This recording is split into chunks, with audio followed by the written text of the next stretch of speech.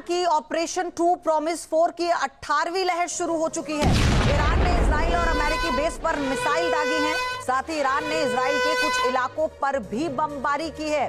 बड़ी अपडेट, एक तरफ जहां ईरान कई मोर्चों पर लोहा ले रहा है, लेकिन उसका प्राइम टारगेट जो है वो इजराइल है और इजराइल के कई इलाके ऐसे हैं जहां पर बमबारी की गई। और जानकारी ये भी है कि कई जगहों पर इजराइल का जो एयर डिफेंस सिस्टम है वो इंटरसेप्ट करने में नाकाम साबित हो रहा है।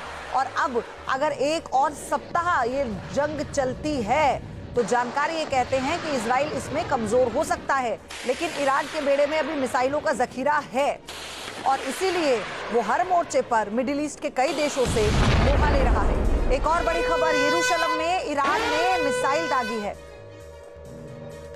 रिहायशी इलाकों में मिसाइल दाग रहा है ईरान।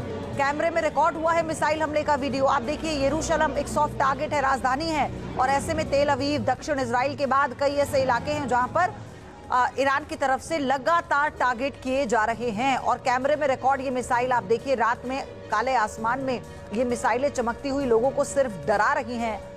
और किस पल किस इमारत पर ये मिसाइल फटेगी इस वक्त लोग वहां नहीं जानते, इतने खौफजदा हैं। बंकरों में छिपे हैं लोग, सायरन बजता है तो लोग बंकरों में छिपने के लिए दौड़ने लगते हैं, लेकिन ये हमेशा पर्याप्त नहीं होता। एक और बड़ी खबर, ईरान ने इजराइल के रक्षा मंत्रालय को टारगेट किया है। इजरायली रक्षा मंत्रालय के पास भारी तबाही की भी खबर आई है। ये बड़ी अपडेट है इस वक्त की। ईरान ने इजराइल के रक्षा मंत्रालय को टारगेट किया। इजरायली रक्षा मंत्रालय के पास भारी तबाही की जानकारी है। आप तस्वीरें देखिए, यहाँ पर सब कुछ मलबे में बदल चुका है। ये रक्षा मंत्रालय है, यानी दोनों ही देश एक दूसरे की उन इमारतों को, उन ठिकानों को टारगेट कर रहे हैं ताकि किसी भी तरह की प्लानिंग, प्लॉटिंग एक दूसरे के खिलाफ ना की जा सके, चाहे तो वो सैन्य ठिकाने हो, आधिकारिक ठिकाने हो। और देखिए क्या हो जाता है एक मिसाइल गिरने के बाद, वो तस्वीरें बता रही हैं। एक और बड़ी खबर, इजराइल पर ईरान ने हाइपरसोनिक बैलिस्टिक मिसाइल दागी है।